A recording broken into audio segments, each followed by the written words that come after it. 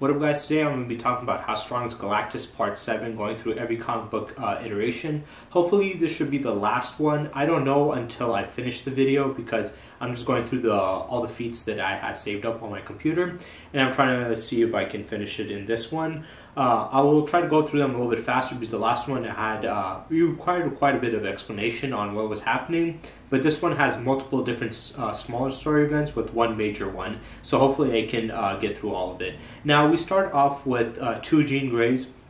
One came from the past to the future to meet the more modern Jean Grey to see and learn more about the Phoenix Force, because she's dealing with the Phoenix Force right now and she wants to see what's capable of and what's the point of it. So she goes on to say, this is the Phoenix Force, born in the flames of the Big Bang, destined to turn against everyone and everything as she's ever cared about, to burn the universe to ash. We've already seen the Phoenix Force multiple times. We've seen it also come into contact with Galactus. So the Phoenix Force has an integral part into the universe itself. Galactus's part is to basically devour planets and destroy life and then recreate some new life in the future. At this point, he's the life bringer, so he's not really destroying any more lives at this point. But I'm pretty sure this is a story talking about him in the past before he became into the life bringer. So it's going to be a prelude to that events at that point. And he does that, and if he dies, the universe goes along with it, whereas the Phoenix Force is been created from the Big Bang itself also, but its job is to destroy everything and eventually wipe out the universe as a whole, which is explained here. So it's kind of like a universal level being. After this, we have both the Jean Greys flying into outer space. It says minutes, that's all it takes for the Phoenix Force to travel from Earth to someplace far, far away. Maybe it isn't exactly an answer to my questions, or maybe it is. Because if the Phoenix Force can cast aside the principles of physics with such ease. So she's basically saying that, whoa, we were able to go from the Earth to deep in outer space to another planet in a few minutes. Now, I don't know if this within the same galaxy itself, the Milky Way galaxy, but even if that's the case, that's pretty impressive because in my calculations, I think it was in my Kid Buu video where I talked about can Buu, or like Buu destroyed the a galaxy. I was talking about, is Buu a galaxy buster? I mentioned that he's not really a galaxy buster. He goes from solar system to solar system, destroying planets there.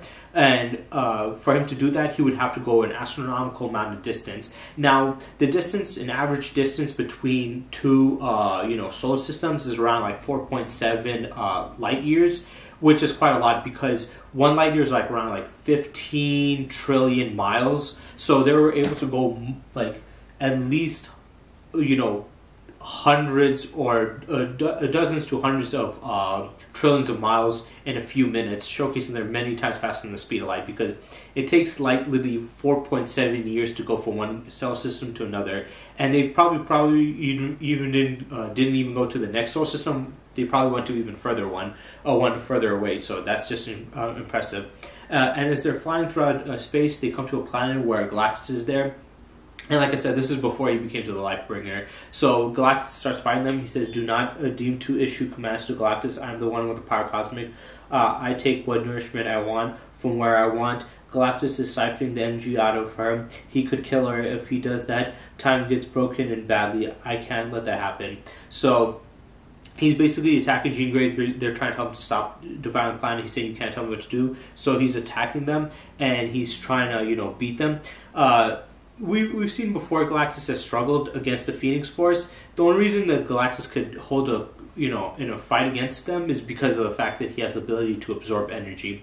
We've already seen that his ability to absorb energy is very high because he has no real, I think, limit to how much he can consume. Whereas, most stories where they have a character that absorbs energy, the way they die is they absorb too much energy and they end up exploding, whereas he doesn't have that problem because he doesn't have a limit to it. So he was going to kill her, but by absorbing her energy. And as this is happening, they go on to the fight further, and we see she breaks free. It says, I think I made him mad. No, you saved the day. You impressed the master for the reason alone you are to spare this world, considering you are only primitive. You should stand in his way, and you blood him his might. So he was beating up Jean Grey, and then the past one helped her out, so it was two Phoenix Forces against him. 2 Phoenix Forces, I think he could kind of handle 1. He can absorb the energy even if he's not as strong as the Phoenix Force. But when it's 2, he cannot just absorb both of their energy. He has to stay on 1, so the other one was there to attack him. So he said, fine, whatever, you guys can have whatever you want, and he left. After this, we have a little bit of a mini story. Or like a mini issue series where there's this new little girl. She's talking to Galactus, and Galactus brings Silver Surfer with him, and they're talking to him. He goes to say, "Your universe is dying." You asked for the short version. You said another. I've dealt with egos bigger than yours. Literally, he's omnipotence, vast beyond space, older than time. The bigger they are, the harder they fall, I guess. Do not guess, you are the smartest there is, and there is things you need to know. Omnipotence exists between all realities of omniverse. Like me, the power cosmic sustains me, but it is an appetite is far greater than mine. It is not satiated on planets. He eats universes. So he's basically came to this girl who's supposed to be the smartest, and he's warning this girl that there's this other being that is powerful, more powerful than him, that is going to be a big danger coming there. And he goes on to explain that he has omnipotent power. And, they throw these terms around a lot because omnipotent usually means all powerful, which he clearly isn't all powerful, but he is very powerful. But he said there's other beings that are just like that, and this one, unlike him who devours planets, this one devours universes whole. We've seen this a couple times before where there's other beings that devour universes, but that doesn't really mean much at this point. So he goes on to say, he says her name, how do these things happen once? Why would we presume this would be invited disaster? Do not do it that way. Omnipotence has more power than universes. When portal opens fully, there will be no way to stop him. So he basically, the guy's name is Omnipotence. Omnipotence is. So Omnipotence is coming to their world, and he stated that it's more powerful than the universes within the portal. When the portal fully opens. This doesn't mean that this being is multiversal, but it does mean that this being is beyond universal levels of power, and it, has a power of containing of multiple universes, which is very dangerous. As this fight is going on, the Fantastic Four join in, and so does the girl's parents as they're talking. They go on to say, we discussed the double vortex above Yancey Street. It's the Omni Wave pheromone which we've never observed. This omniwave is an omniverse that interwoven fabric of all. Yeah, you don't need to explain omniwave to me. You don't need to explain anything to me. So basically, the scientists are saying that there's this vortex that's opening up above Yancey Street, and it's a phenomenon that they have observed. And they said the omniwave is an omniverse. And I don't know what the Omniwave is, but they say it's an Omniverse coming in there. So as this has happened, we go on, as Galactus says, but all things end. No, if I can't help it, Ben and Johnny are trying to pick up the skulls. The Super Skull is nothing if he exceeds the opening of the door of the Omnipoints. He shall too be no more. The Eater of Universes, even Galactus, is insignificant. So this being devours universes as a whole.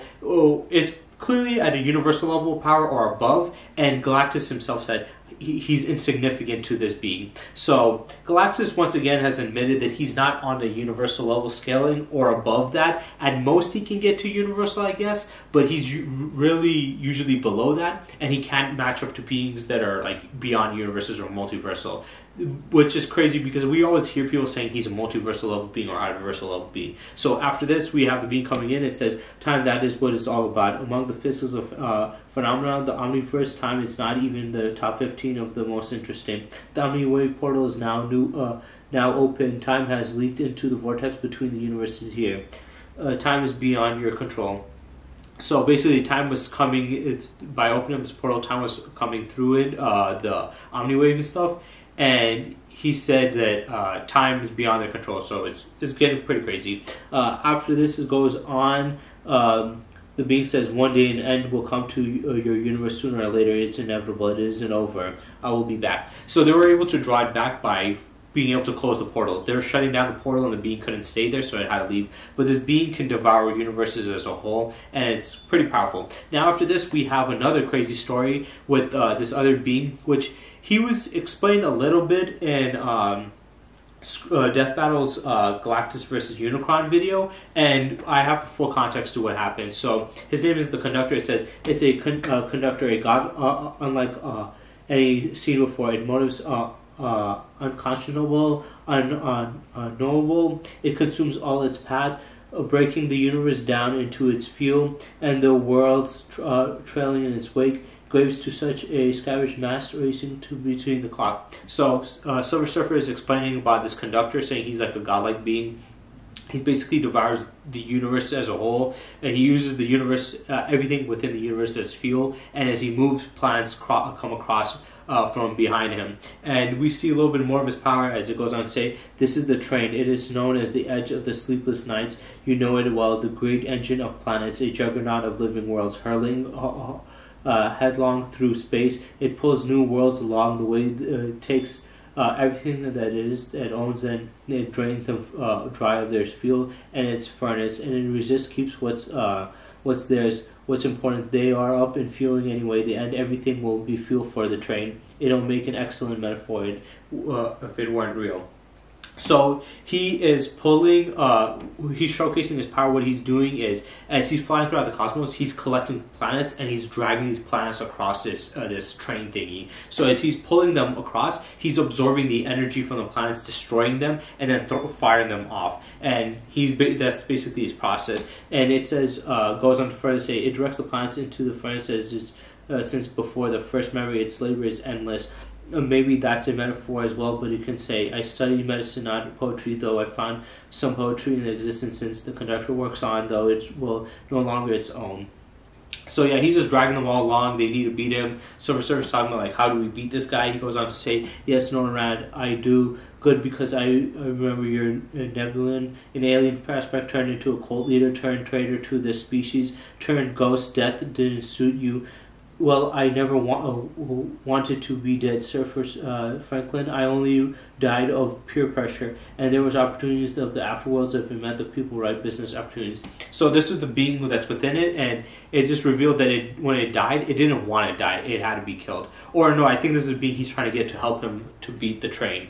So it says right here, he goes on to say further, the solar system, the gravitational forces alone will reduce the Earth to dust. Over 7 billion souls snuffed out in this infinite way. So he's saying that as he drags the planets across the solar system, it will basically, the force that it generate will wipe out the planets, destroying the Earth itself. Then they go on as they're trying to find a way to beat it. It says, I'm a dead man from a doomed future for where never succeeded. This is the Hulk, a dark Hulk infected by something darker, yet I have known him well known from my own time, from what I have planned. He's exactly what I need. From where I'm from, Hulk, they just did that. This is a terrible decision we made, and worlds will burn in fire, and the energy consumed in all planets will be at once. The train will be stopped, and radiation from the explosion wasn't it spread like a wave, killing dozens. So when the train stops, it just pulls the planets, it sends out this radiation, destroying these planets, and they needed to find a way to defeat it, so they brought the Incredible Hulk. This was, I think, around the time when the Hulk had the whole the Devil Hulk thingy. So he came there to fight. As the story goes on, they talk about how his screens are changed through space because the Hulk is punching right through him, and then you see the planet getting destroyed, and then spiral mechanics and everything. And it says he's one of the most powerful beings in the universe, talking about the Hulk. As they go on, we have Odin showing up, and it says cosmic con artist forever doomed to believe his own hype. He is Stephen Strange, who has changed very much from the last friends of his strange true form, change in material form, schooling, the bravado of the pedophile. So yeah. So as this was happening, they got Strange to come there, who kind of looks like Odin. I thought he was Odin for a second. And the Hulk is fighting, but he is able to fight back. And as this is happening, they get Mephisto there, and it goes on as Strange says, Newton's third law: every action has a reflection, refuting, founding into the void, shifting the train and turn the fraction of a degree, but its speed's distance involved more than enough. Don't blame yourself. You are noticing you were distracted by a pet monster. Hey, Steve, guess that deal he did go through was that with Mephisto.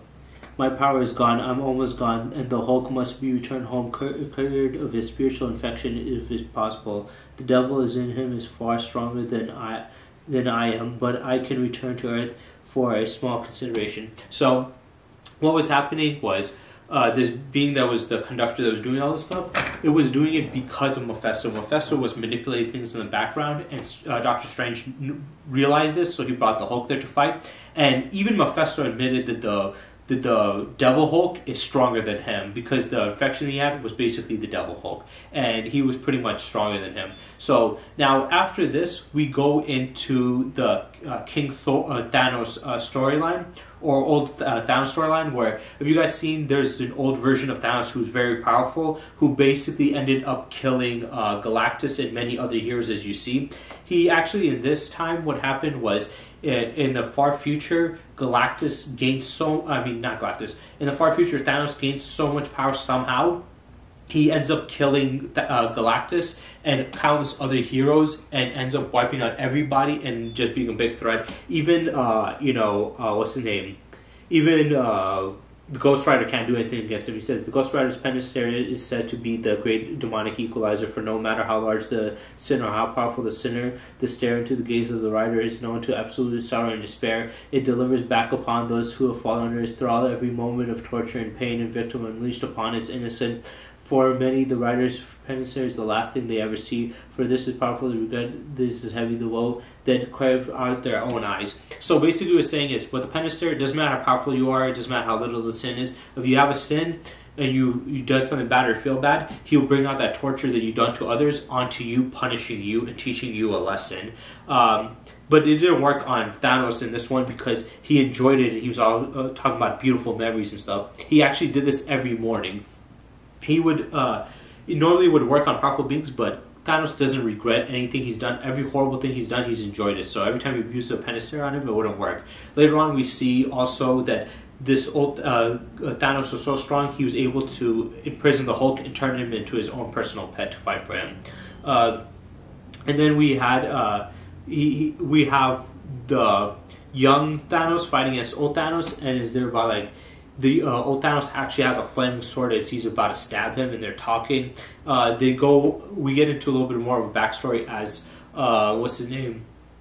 Ghost Rider explains how he got into this position. He brought the past, Thanos to this universe. So he's explaining what happened. He goes on to say, but Galactus did not come to Earth to feed or destroy or fight. To not do this day. Galactus, you have seen, had been haunted across the stars by Thanos. Barely escaping as assaulting Galactus arrived, humbled the World Eater, where he suffered in his greatest defeat. He came from protection for asylum. So he's basically saying that he's explaining what happened in a million years in the past when this event happened. So Thanos ended up coming to Earth. He killed all the heroes, killed everybody, left the Earth destroyed and desolate. The only person that was left was the Ghost Rider, because he cannot die. So he was the only one there for thousands of years, pretty much just wandering the Earth alone. And this was Frank Castle's Ghost Rider, and he ended up going insane. So he went insane, and he was stuck there.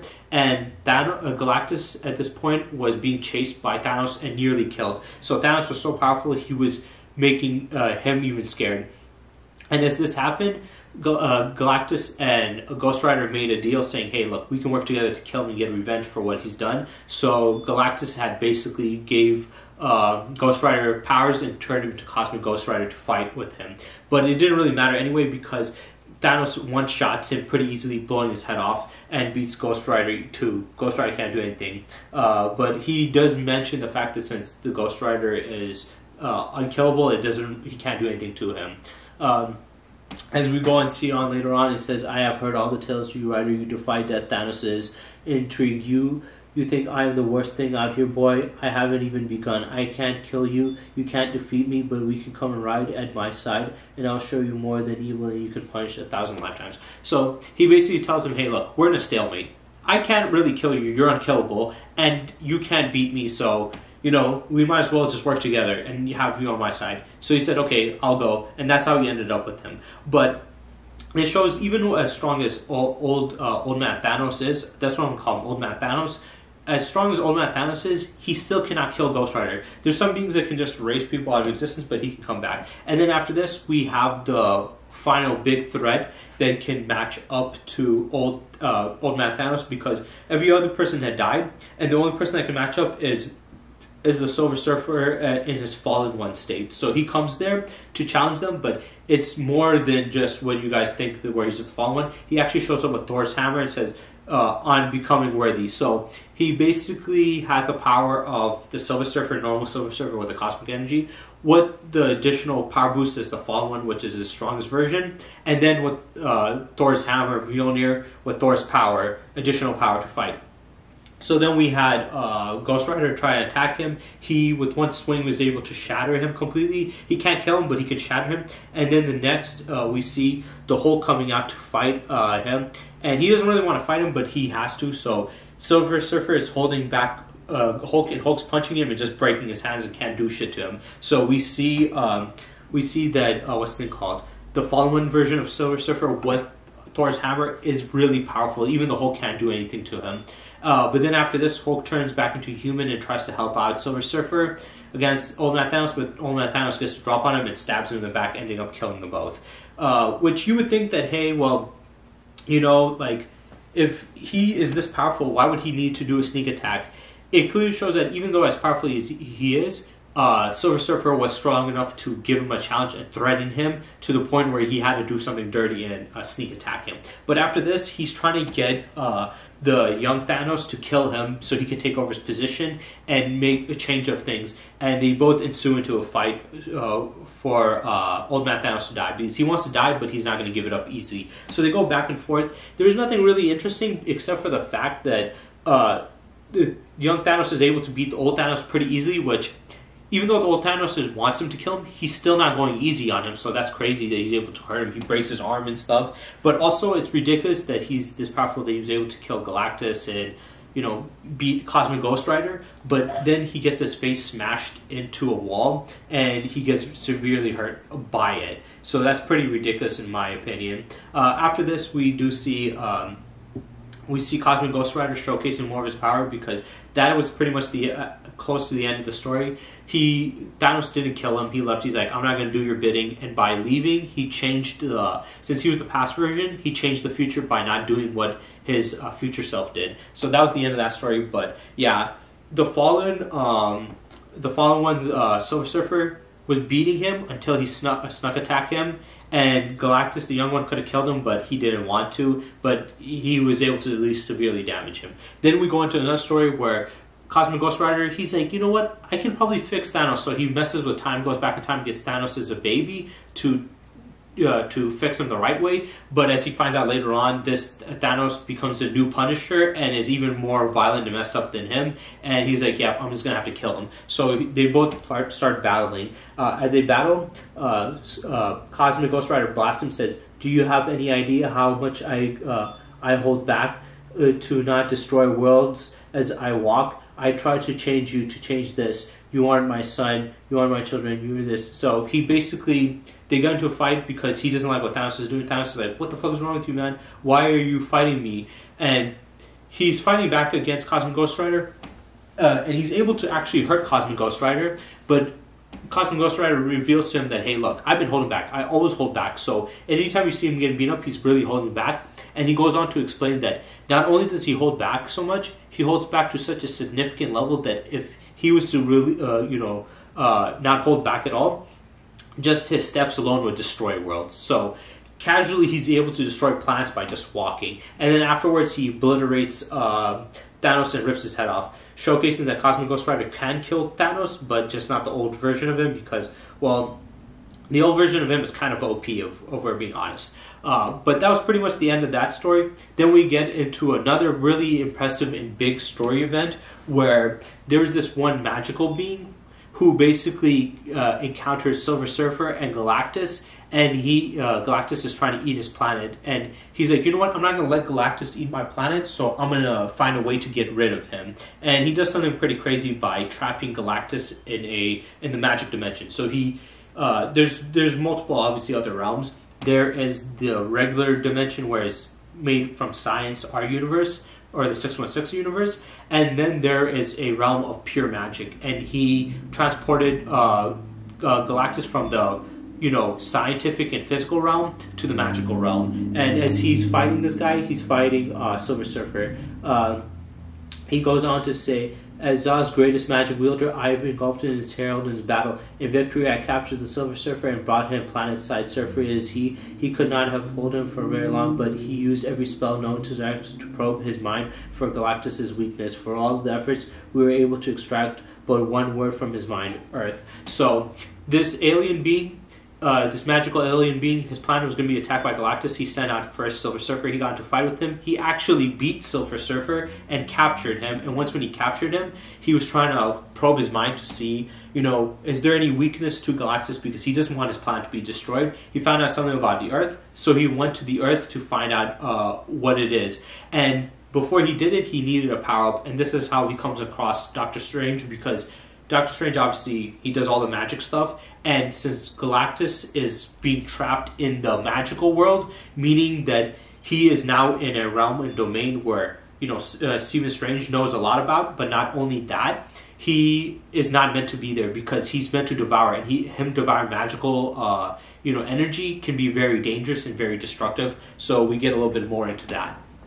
And as they go on, they say, as they show, it says, they tasked me with one traveling to Earth to learn more. Together they imbued me with every bit of energy available to them, giving the power to, among others, abilities traverse trillions of miles almost in an instant. So it's the best to equivalent that I demand answers. Tell me whether it's immune to World Eater now. So yeah, all he got from Silver Surfer was Earth. He doesn't know what it means by Earth. Like, he knows the planet, but he doesn't know what's specific about Earth that's his weakness. He doesn't know that he comes there all the time and loses. So he got all of his people. They transferred all their magical energy to him, superpowering him up, and he used that power to travel trillions of miles in an instant.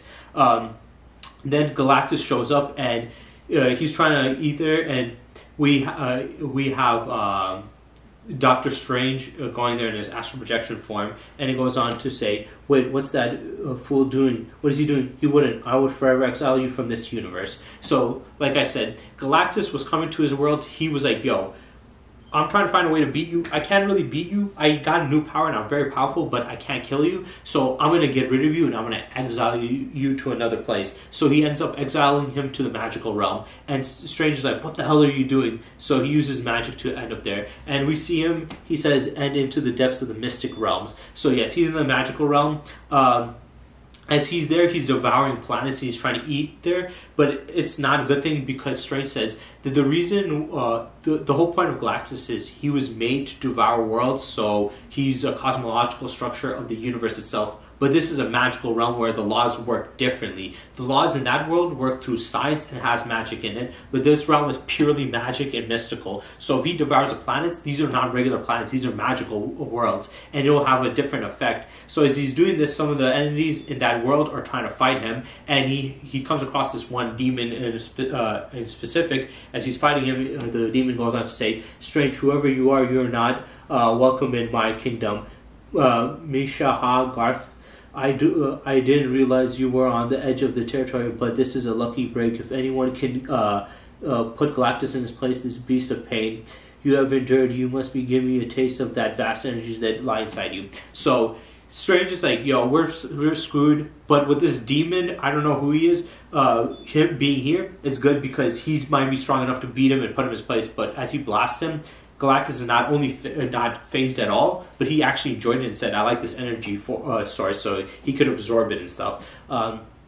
It goes on to say, stories exist of Garth holding his own against the living tribunal and the other cosmic abstracts. Galactus breaks his bones like a Kindle, and I've got a fifth of Garth's power. Worse in predicting the energies of Galactus now feast upon. They're starting to unbalance him, change him. So he states and goes on to explain why this guy is powerful. He says that this guy was able to hold his own against the living tribunal and other cosmic abstracts.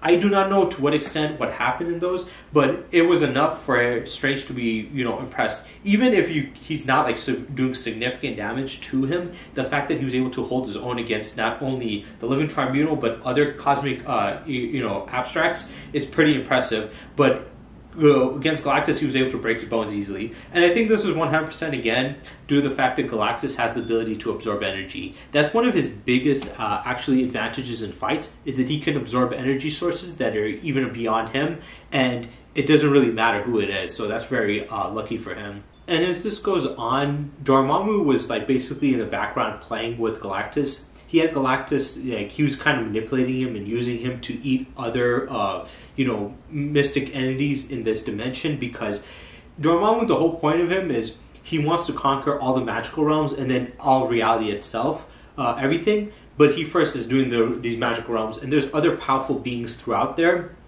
So they're competition. So seeing Galactus, even though he's an outsider, the fact that he has the power and uniqueness to be able to handle these beings and devour them, he used that as a plan to have Galactus on his side to work for him and to make him into his herald.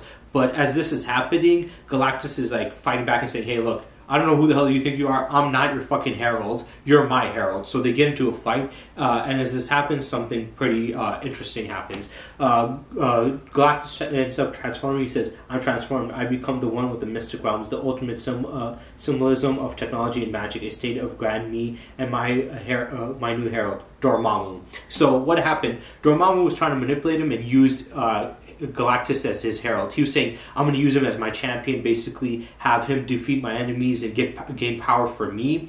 And he was trying to use Galactus, but Galactus was like, "Yo, you're not going to do that to me. I don't know who the fuck you think you are. You're not going to be using me as your herald. You are mine." So they got into a fight, and as they got into a fight, Dormammu tried to attack him, but like I said, the biggest thing for Galactus is the ability to absorb energy, even unique energies. So instead of Dormammu being able to hurt him, he ended up absorbing Dormammu's energy to the point where he absorbed Dormammu completely. Yes, he absorbed him completely, and then he said he became his new herald. So he has now the power not only of Galactus, but all these other mystical and magical energies from other planets in there, and the beings there, like that one being that fought the Living Tribunal, and now Dormammu. So he's super powered up. As the fight transpires, he goes on. As Mephisto shows up, he says, "You caught me unawareness. This is your last warning. Stand down before. Remember, Dormammu, you did not force my magic upon me. I absorbed it now. That is required for me, and my master is to consume me.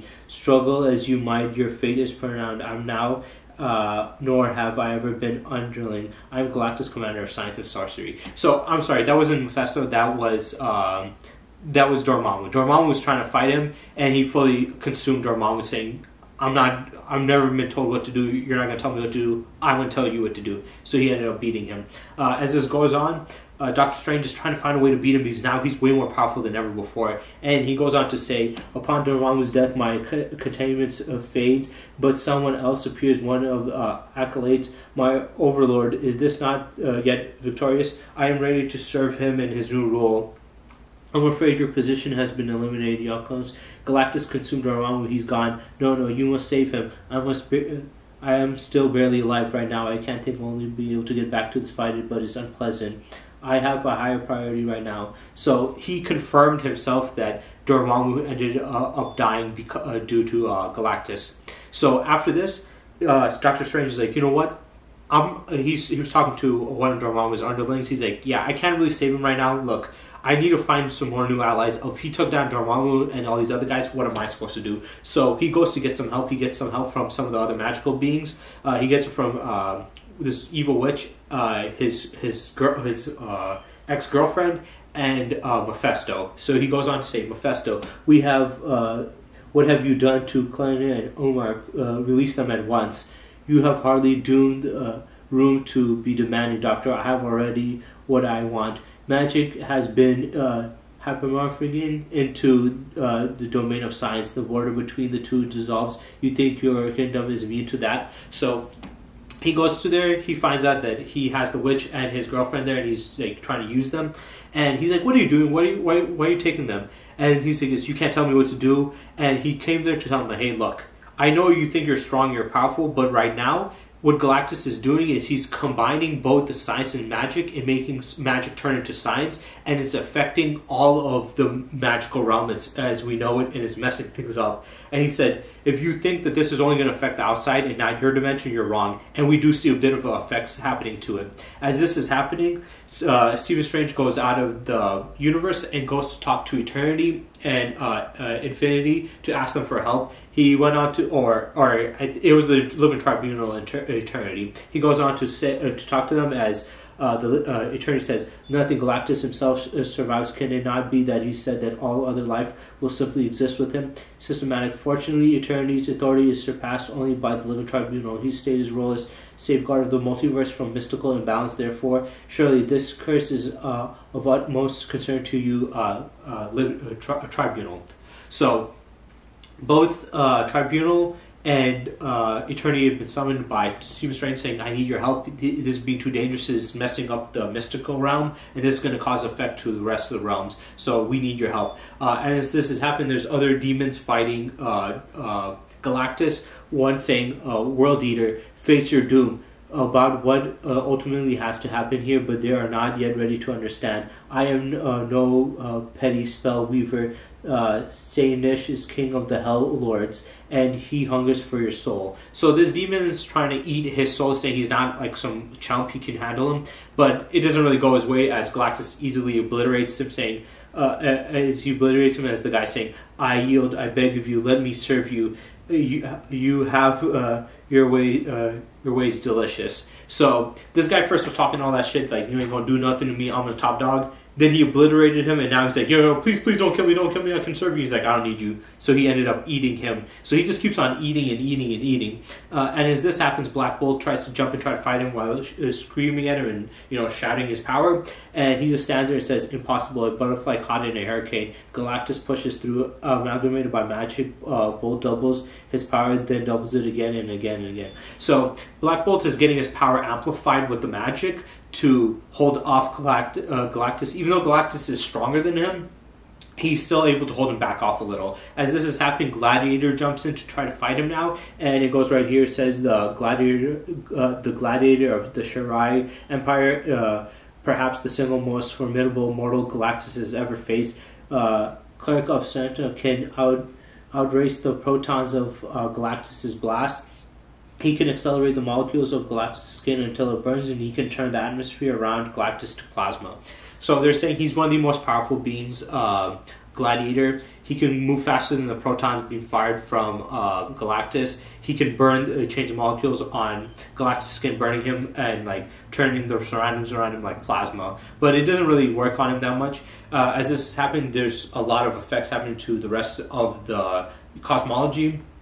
They go on to say, knowing that marching thousands upon thousands to their deaths, to the hardest thing I can ever had, and yet it was the only path to victory, allowing the realities to teeter off the edge of utter collapse, letting Galactus quickly gorge himself before his body could process all that he has consumed. Planets are colliding. So what is happening? Strange had to make the he had to make the what's the thing called? He had to make the horrible decision of sacrificing everybody. He's saying, look, him absorbing all these magical beings and not supposed to be being here, he's causing a lot of problems, and it's kind of messing up the universe, all these realities, and it's going to cause these realities to collapse in on itself, killing everybody. So he had no other option but to send all these people into their own doom so Galactus can absorb them.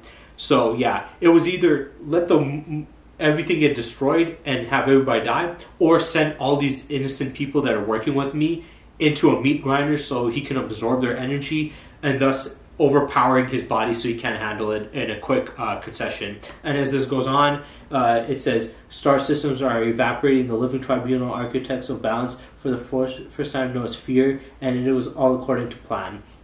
So he goes on to saying that, the planets are getting destroyed, the star systems are getting evaporated, even the living tribunal is getting scared of what's happening, but he has to do this. And as this is happening, he goes to attack Galactus as he's preoccupied absorbing energy, and hits him, saying to win. So he did all this just to win.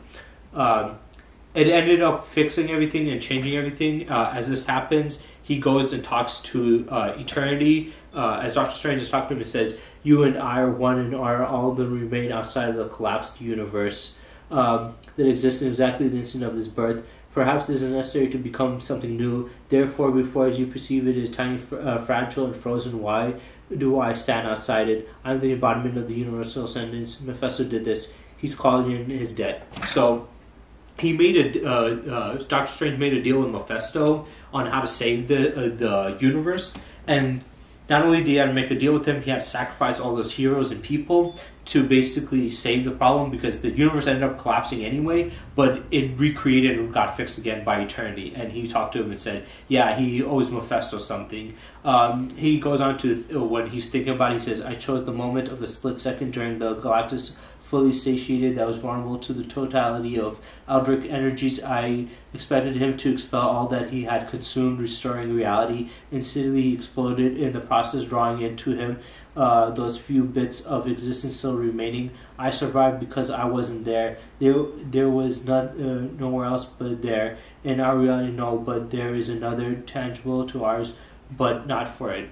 So what happened? He's going on to explain. He said that at that moment, while he was absorbing everybody and all that energy, he was making them sacrifice himself. When he's absorbing, he's kind of like in a vulnerable state, kind of like in Dragon Ball, where you see characters where they charge up an attack. While they're charging up their attack, they're more vulnerable to damage. So you attack them while they're doing it. So he attacked them while he was devouring them, and he was expecting if he attacks him while he's absorbing, it'll blow away all the energy and send it all flying back out. Sadly, that's not what happened. It ended up exploding, destroying everything. He pulled everything in, almost everything, except for him. And the only reason he was able to survive is because he slipped into Mephisto's dimension. When he made the deal with him, Mephisto said, you can come to my dimension. When you come to my dimension, you can come back out, and then you can work eternity and live in Tribunal to recreate the universe as a whole again. But you owe me something if you want that. So he had to oblige to his demands.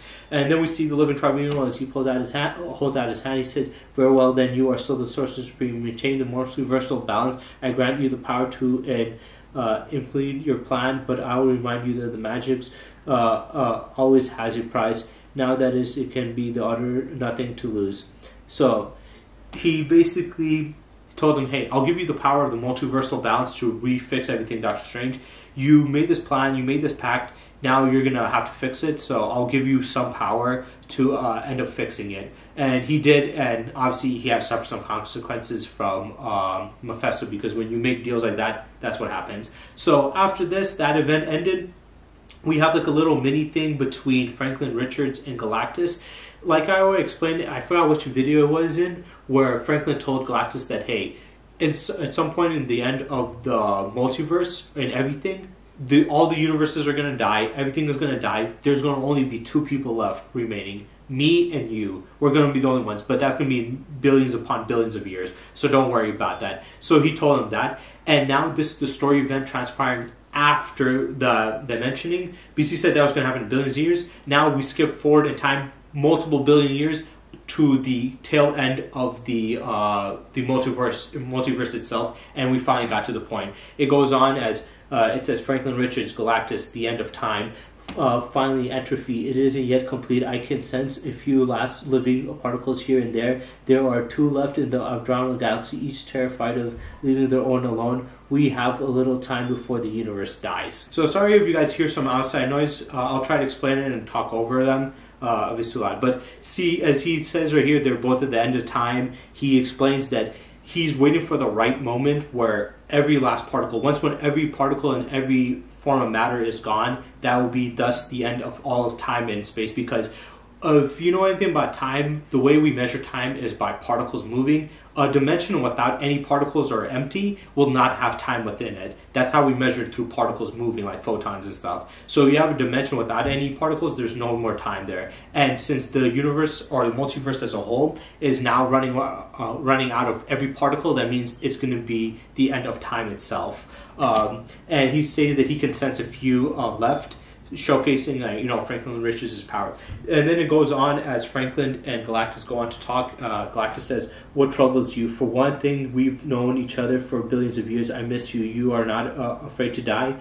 It is my purpose. My energies are all that remain to create the next universe, your new home. After I move on, I still have my memories, won't I? Sorry, you don't know for sure. I get that, but if it's all forgotten, then that's how did any of it matter in the end? I want the history of this universe to have meant something. It's important to me before I go and help me remember. So they've been friends for billions of years now. He's like, you're my dearest friend. I'm sad to see you go. And Galactus reassures him, saying, hey, look, this is just how the process works.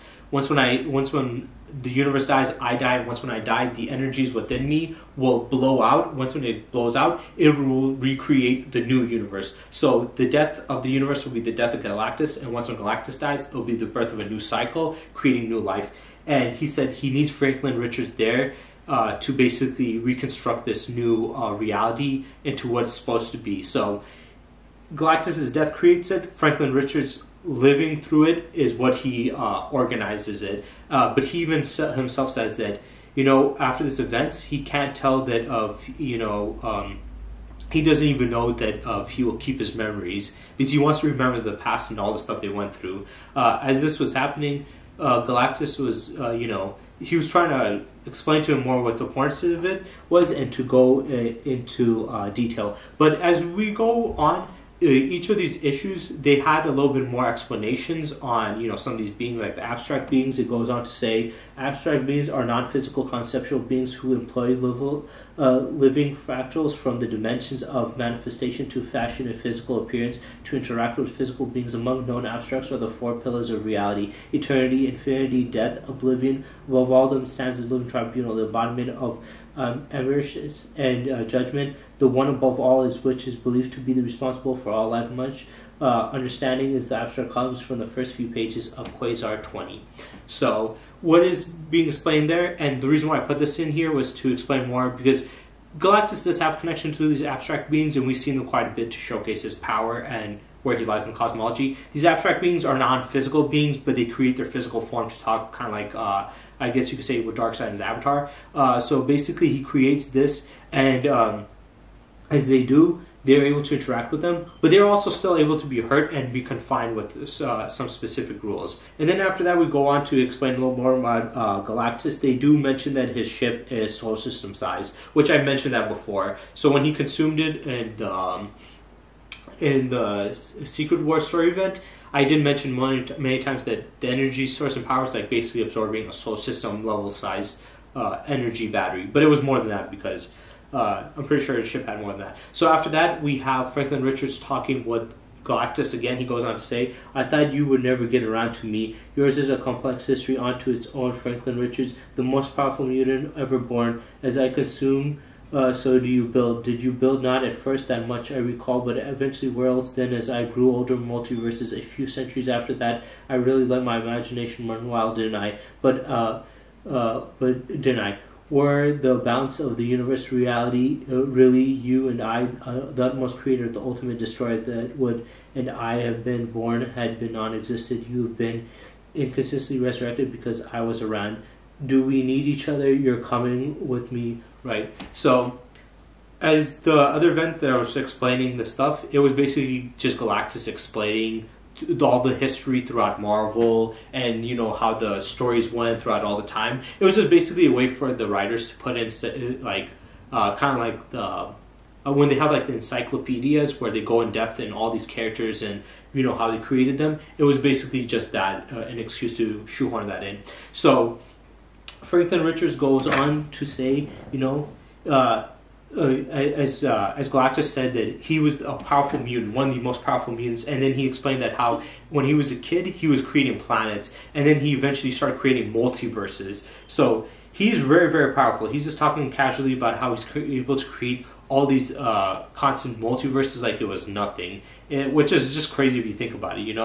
He just creates multiverses like it's nothing. But then after this, we get a little more explanation as we get more of his backstory, as he goes on to say, Xavier was also the century of another challenge to face Earth, an unlimited psychic merging of Xavier's long presence, negative feelings, that Magneto's dark ego resulted in the creation of the all-powerful being Onslaught, a being of pure psychic energy who wanted to bring all the end of the independent thought by binding all of humanity into a single collective intelligence. Among that who defeated him were the Avengers and the Fantastic Four, who seemed to be perished in the engulfing battle. Instead, they were cast into a pocket universe onto a parallel Earth where they were reborn into new livings that were similar that not that identical to their previous incarnations. A year later, they were revived and restored only throughout the intervening of the creator of the parallel worlds, a young child, Franklin Richards. So, what happened? So apparently, they're talking about the events where Charles Xavier and what's his name, Magneto's minds emerged to create Onslaught, who was this very powerful being that was trying to amalgamate all their minds into one.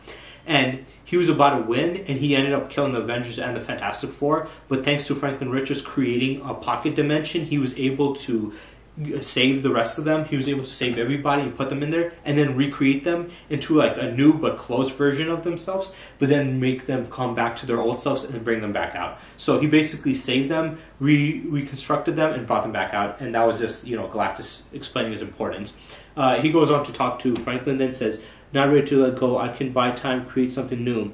From what? Even you require building blocks. There are none left. You can come from alleged family or explorers." Franklin Richard. So Franklin doesn't want to let go of Galactus. He cares about him. He's like, please, I want you to finish the story. I want to talk to you more. I want to spend more time with you. And Galactus is like, yo man, we don't got no time. And he's like, but what if I do this like to create more stuff so the universe doesn't fully die? But Galactus explains something pretty interesting. Even though Franklin Richards is pretty powerful, pretty OP, there's a lot of things he can do. They already explained what, as a kid, creating multiverses, pocket dimensions, doing all this shit.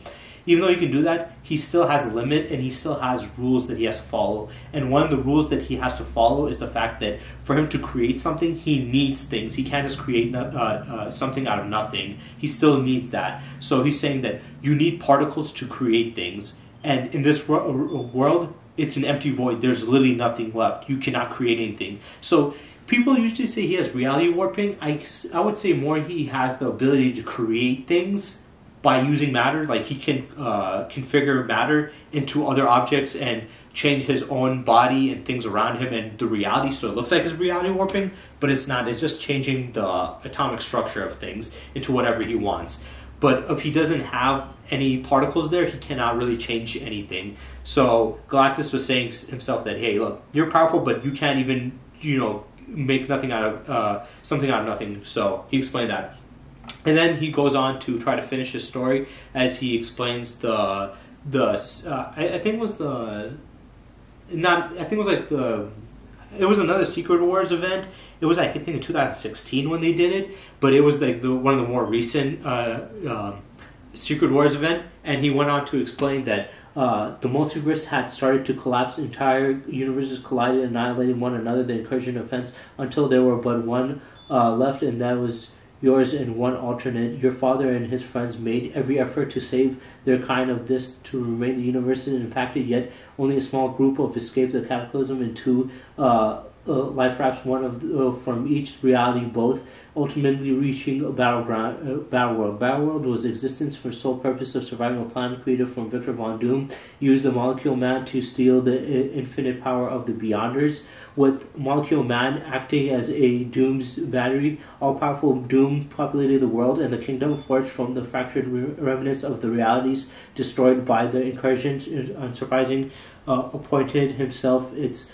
unquestioned God King. Other doomed your father group of survivors, and another countered by the dark version of Reed Richards known as Maker, were the only beings who were remembered the past existence. All others under Doom's rule had no memory of a life before.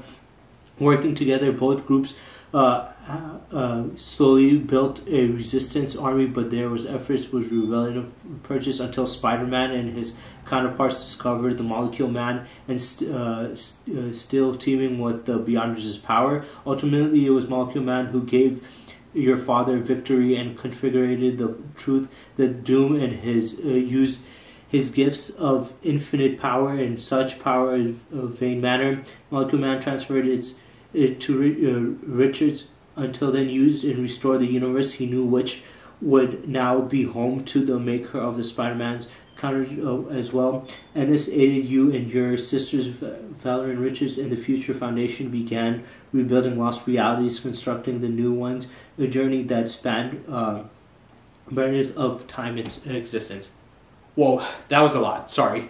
So basically, summarizing this, like I said, I didn't see the whole incursion event, but this gives more of a glimpse of what happened in that event. So apparently, the Beyonders came there. Like, this was the plot by the Fractured One to take down, Eternity, like I explained in my last video.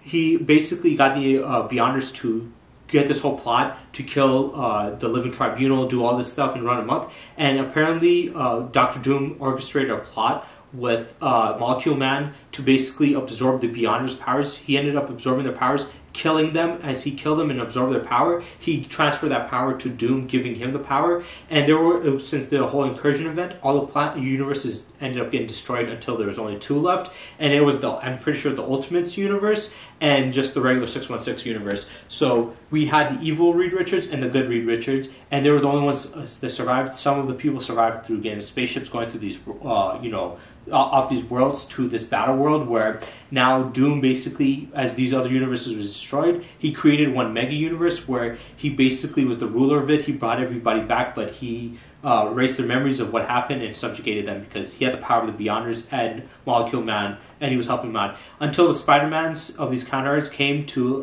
talk to Molecule Man and say, hey, look, he's evil, don't trust him, he's doing something wrong, he's not a good person. And they got Molecule Man to switch up on his team. Since Molecule Man was the one who absorbed the Beyonders' powers and gave it to Doom, it wasn't Doom's power to have to in the first place. It was Molecule Man doing all the work. So he absorbed all that power back and gave it to Reed, so Reed can beat him. And when he beat him, he fixed everything. And then they started this whole organization where now Franklin was going to reconstruct all the other universes throughout the multiverse, because, well, that's his power. He can reconstruct things and create multiverses. So he ended up doing that. But after this, we had pretty much Galactus ends up dying, and as he dies, Franklin Richards gets his helmet, puts it on his head, and says, let their lives, their adventures, their triumphs inspire all of you, rest of you, your days. So now Galactus died, he's taking over Galactus's position, because we know every time a new universe dies, there's a new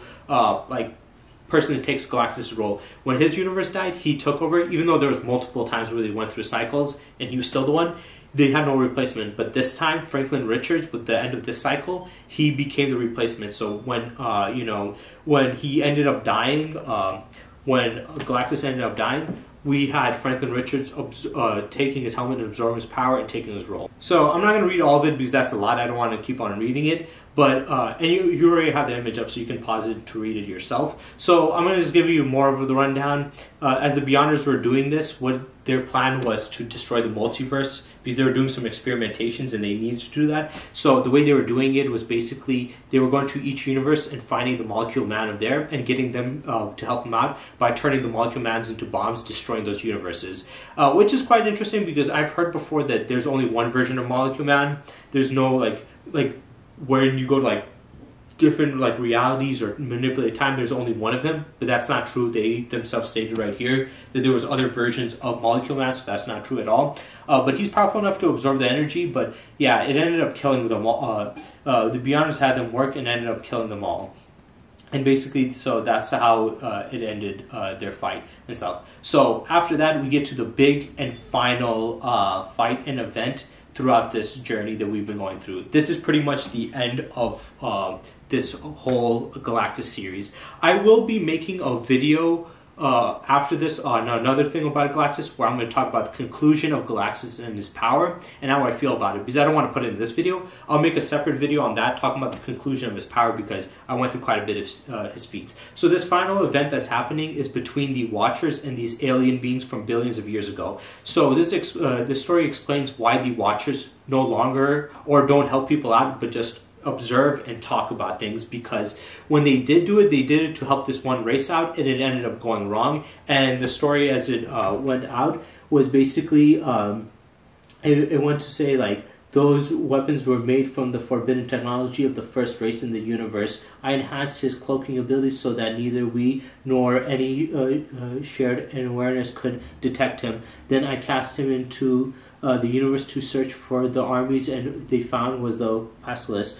Back in before they took our pledge, the non-transcendent shared our awesome gifts with primitive races, and they used all this to wage war across the whole of reality. They beckoned and they became the rest of the cosmos rose up against them. They conflicted wiped 9/10 of the known universe out of existence. Because of the outcome, we had sworn our sacred oath, but they had returned, and now, before the sake of all that breaks, we must go. We cannot watch no more.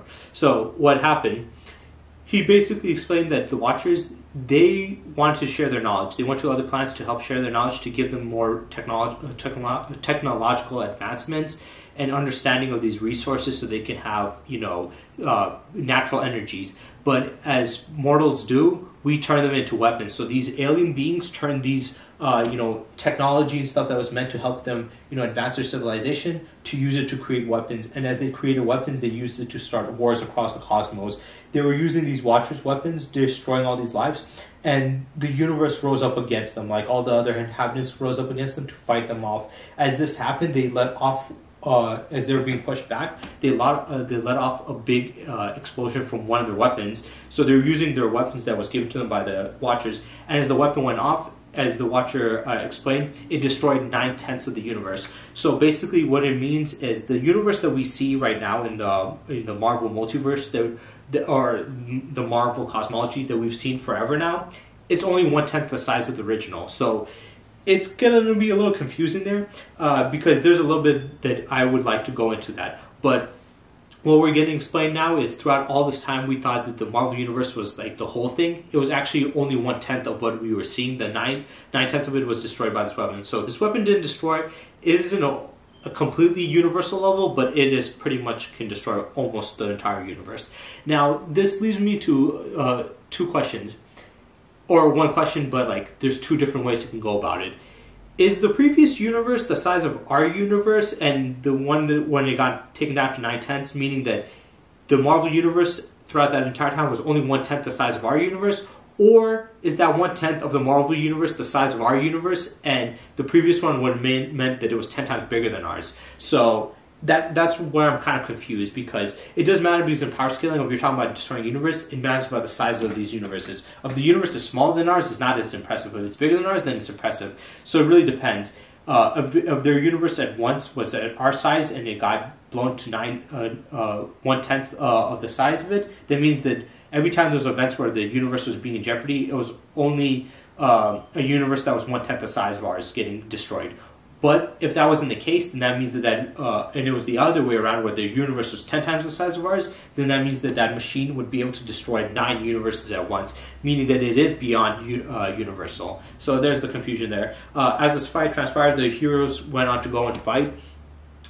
We had them fighting and stuff, and Reed Richards said, "Sorry, old friend, but our entire continuum is on borrowed time. The Mercury crystal is a nexus of reality, and it is now unguarded. If either the Reckoning or the Legions of Moran can disrupt it, the universe as we know it could be implode or worse. I can't contain the energy." So what is happening is there's these big crystals that are called the Makaran crystals, and these are nexus to other realities. These are basically big crystals that contain portals to realities and protect them. And when you destroy them, it ends up destroying the universe. So he's basically, Franklin is worried because these beings have powerful technology, and they're for some reason hell-bent on destroying the universe and all these other universes. So if they attack this crystal and destroy it, they will end up destroying the universe, and this could have effects on the multiverse as a whole. As this fight is going on, we see some of the power from their technology as She-Hulk's trying to punch them. It goes on to say, "I lived in the universe when it was 10 times this size. My domain was a vast ocean. We will remain to live and then pound." So he also once again goes on to say the universe was 10 times the size. Now, like I said, is the Marvel universe throughout this entire time the size of ours? Because then that would mean that their universe used to be 10 times bigger than ours, and that machine was able to wipe out 9/10 of that. Or is it 1/10 smaller than ours, where it used to be our size? So that really does matter, and I'm a little confused on that. So it goes on as he says, "I survived a blast, wiped out 9/10 of the creation. Before that, I massacred more people, more worlds, more galaxies than you have ever seen." So he states that he actually tanked this machine that wiped out 9/10 of the universe. We do find out that it's not because he's durable, it's because of the tech that he has. Because remember, the Watchers created weapons, but they also created armors. So the weapon had enough power to destroy 9/10 of the universe, but the technology was powerful enough to protect him and give him a shield that can protect him from that. As this is happening, we see more of the Watchers talking. He's talking to, I'm pretty sure it's, I forgot who it is, but he's talking to somebody, and he goes on, hang in there, Todd, you can hear me, this is old Nick Fury. I have you out here and wacky on this chair. Galactus, I'm giving you one chance to chase this now, surrender now, and leave this world I will. Without me, Richards would have discovered a power to defeat Galactus, a power to reshape Earth into a paradise. I should have interfered, I see that now. So he goes on, this is just going back into the old events when Galactus first came, and he's saying that I had a machine that could have done something, but I shouldn't have done this and that, and he's just regretting his decisions. As we go on, there's a massive explosion that goes off. It says the zero energy, they couldn't contain it, even a mind greater as Richards. In that reality, it went unchecked, it destroyed the Earth, and it continued on and on and on, unmaking an entire universe. I was right, his actions, my interference saved us all. We would have people from far. So he's going on saying that Franklin Richards in one of the universes couldn't control the power of it. It ended up blowing up and destroying a planet, and then destroying, as the explosion went on, it started to go on and destroy the rest of that said universe. Then we go on as one of the beings comes up. It says, what in Sam Hill is that? A car called the Apex. Yes, Susan Richards, our reality contains multiple nexus points. Above them lies a Apex, the gateway to every possibility, any of which the world could imagine. The planet TXD is not the birthplace of my people. It is the home to the Apex. Before we were the Watchers, we were the Luminous, we were the planet Luminon, a world destroyed in the First War. We built our new world around the Apex as a means to safeguard it. The reckoning say that they're above revenge. So, what is happening here? We get more interesting story revealed.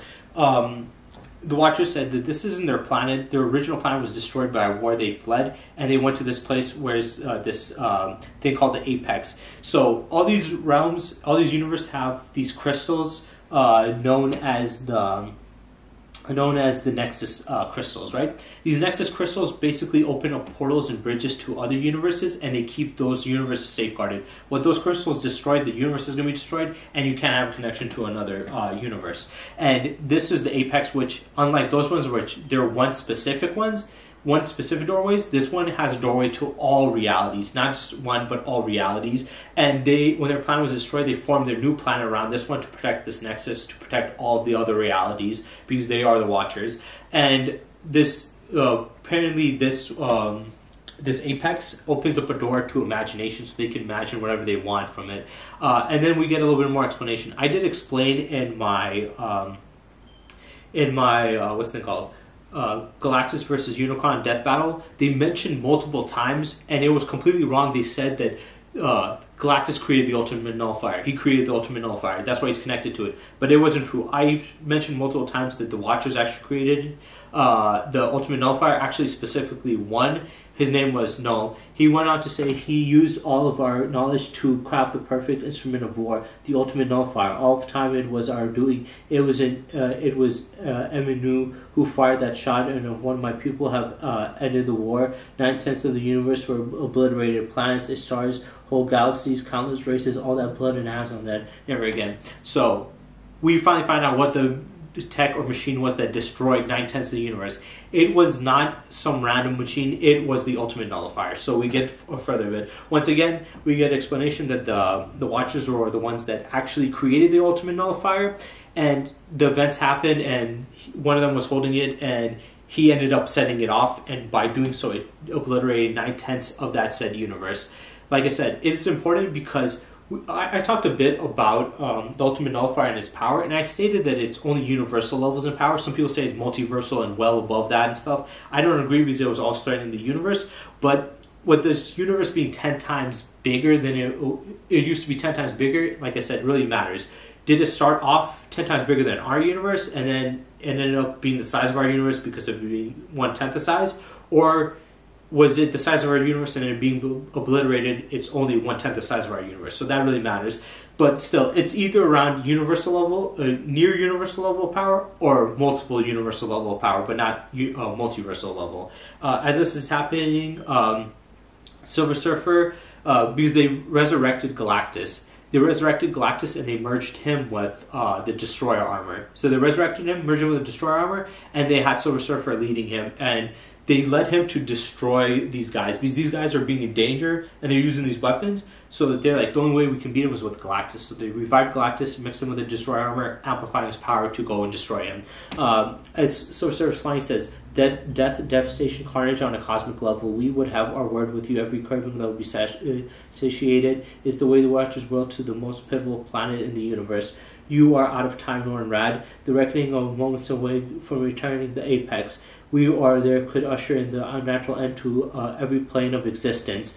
The Never Queen, Eternity, and the Gravier, the three faces of existence. You could stand all there, you could be as well. So these three powerfully cosmic entities are warning him, saying, you're late, you need to hurry up, we're getting slow. And one of them says that all of existence, all planes of existence are going to be wiped out, just like what the Beyonders. Now, unlike the kind of like the Beyonders, the multiverse is going to be in danger, but it's not because they can just one-shot a multiverse. It was a little more to it, as we see later on, because the whole reason they're trying to get to the Apex is a bridge to all the multiverse, right?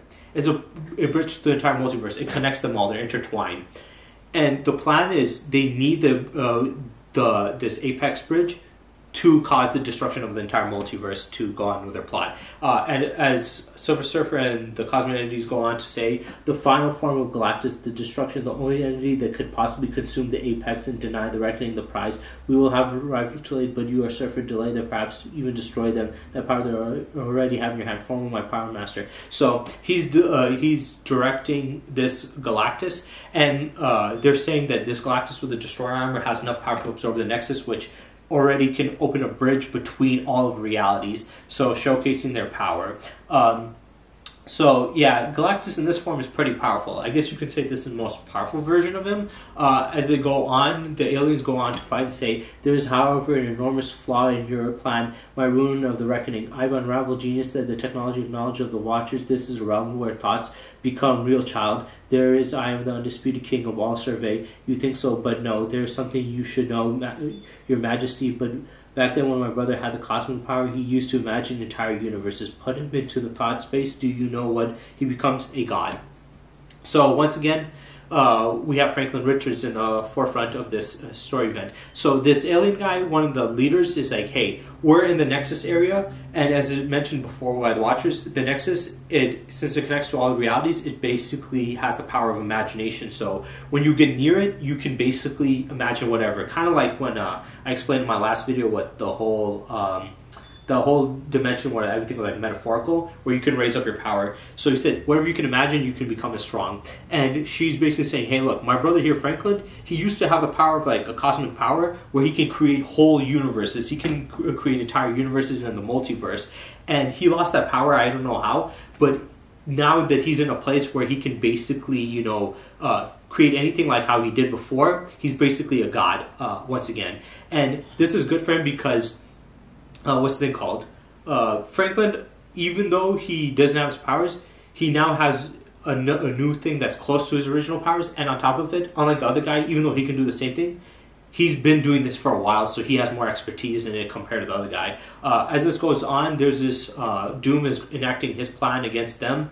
As he sets off they had this guy working with them with this powerful armor, but he got him to work against them. It went on to say, but you will find a way to build your collar to utterly unbreakable general. Order one, stand down. You will fight next and say, no way, I cannot scream. I've seen the commander tear apart, embassies destroy the Baxter building without blood flows. The Richard Boy withstood blows from the Richard Boy when he had the power of a god. How are you? He's a plaything, you dolt. So Doom got this guy to help him out because he was basically their general and working for them, but he got him to switch up to help him out. And he explains right here that this guy was powerful enough to take down, the Baxter building, which is basically the Fantastic Four's building and hideout. And he said he was able even to take blows from Reed Richards when he was in his godly form. So this armor is so powerful that it can withstand the punches and power of, Reed Richards is a god, and we know how powerful he is. But it could have been due to the fact that Reed was holding back and playing with him and didn't take him seriously. That could be the case. But he was able to withstand it. He's saying, how are you able to handle this? And they go on to explain more as he's getting, Doom is getting attacked. The girl goes on to say, he's our plaything, you don't too much like that trinket on your wrist. You think you don't know where their weakness? Damn, the Tachyon was the deadliest weapon on Earth. I know I weaponized it back when I was a child. My war blades, however, are the greatest achievement. Nothing compares to them. So she basically reveals that I was the one who created the armor. I know how it works. I know how to shut it down. So that's why he was able to hurt it. He's like, I was able to stop it from working so we could fight it. And I created these two swords which are even more powerful. And then she goes on to fight Silver Surfer as he shows up. He says, Reckoning, I am Norn Rad and I am by my hand. You are answer for your crimes against eternity. Yes, nothing compares to them except perhaps the ultimate nullifier. And then she cuts his board. So she was able to cut his board with his blade, saying it's very powerful. It's more powerful than that armor that took damage from Franklin Richards.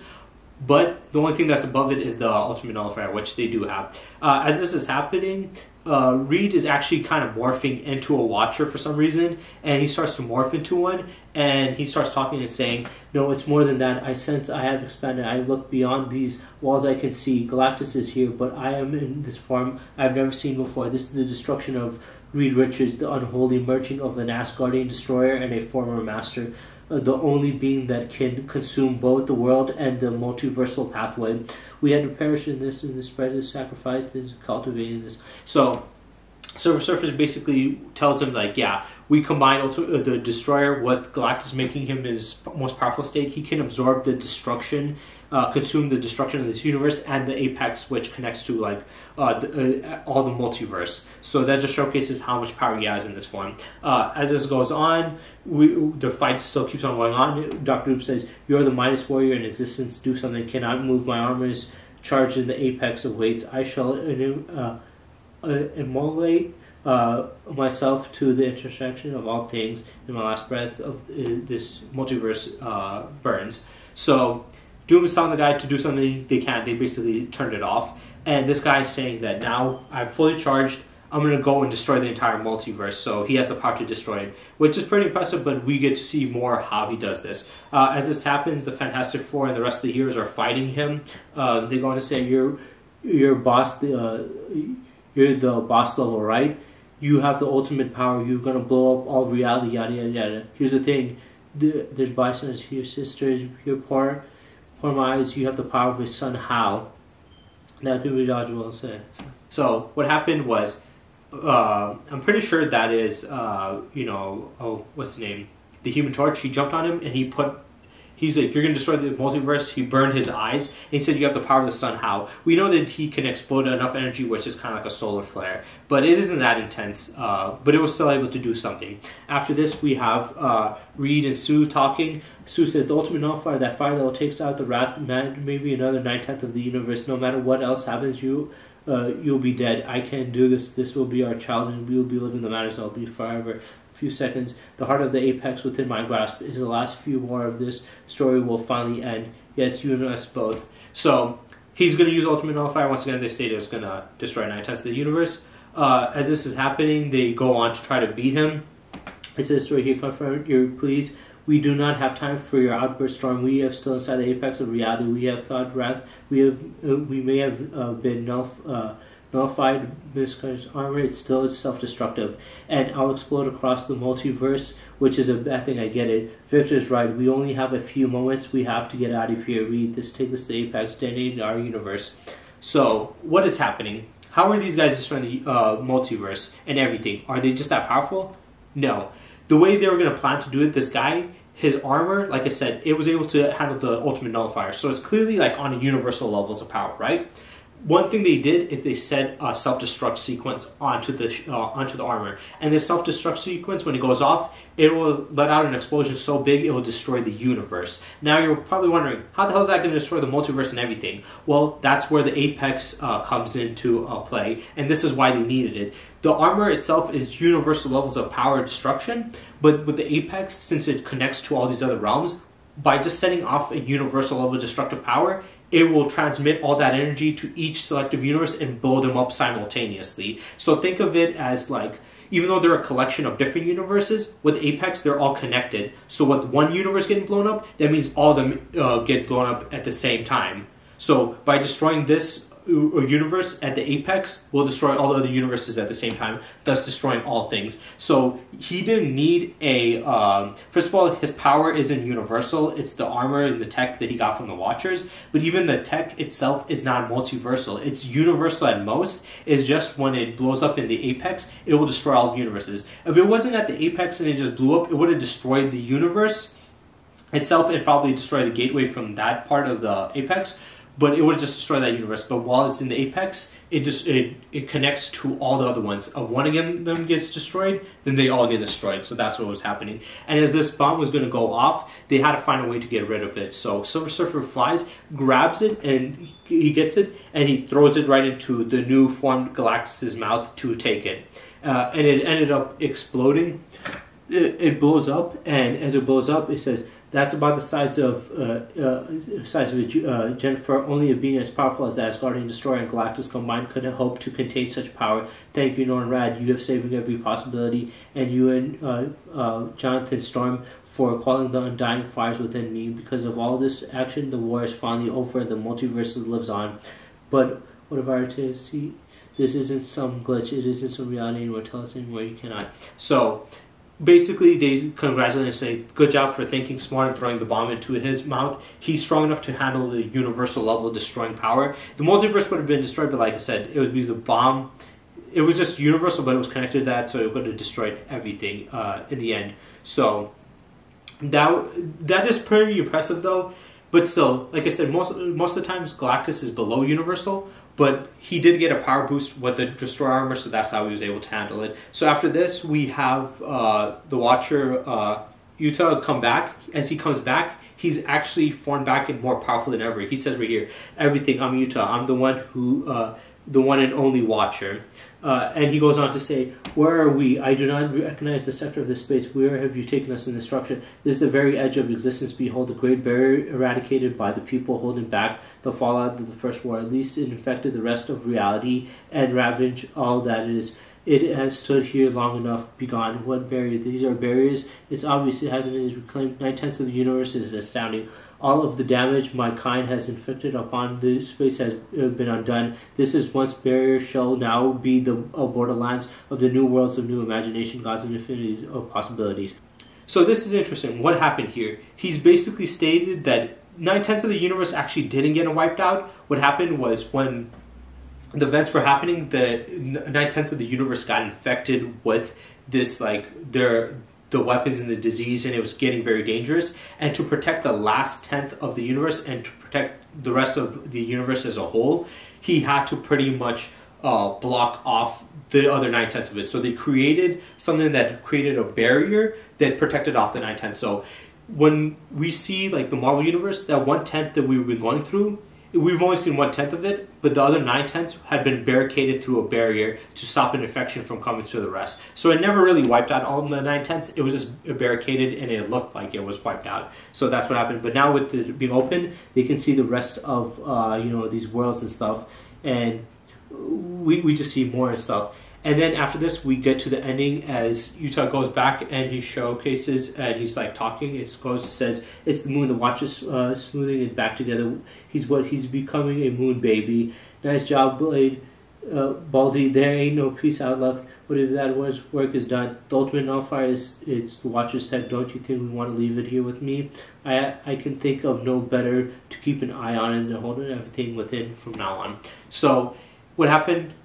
After this event happened, even though they saved the multiverse, the Watchers ended up dying. All the Watchers died. The only one that was left was Utah, but Utah became a powerful godly being now. He was able to recreate the moon itself, and since he's no longer a Watcher and he's this godly being above that, and the other Watchers are dead, he assigned Nick Fury as the new Watcher who stays on the moon station close to Earth, and he recreated the moon for him to be there to stand. So yeah, that's pretty much the end of this video. We ended it on part 7, luckily great. This one was long. I wanted to keep it shorter, but it was kind of hard to do so. And like I said, I'm going to do the full conclusion because I do want to talk about what's the name, Galactus' power as a whole and where he's capable of. I know in these series I haven't talked about Galactus all the way throughout everything. I didn't talk about him every time. It's because a lot of these events, they had major events where he had a part to play, like I said, but he wasn't the integral, most important part. He just had a significant role in there,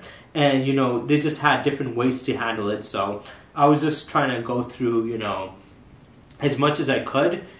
Even though I had to deviate quite a bit from him, I try to put him in there as much as possible. But I'm pretty sure we got a full synopsis on where his power lies now, and I finally got to conclude this. I'm never going to do anything this big again because this was just too much of a headache and too many parts. So yeah, this is the end of this part.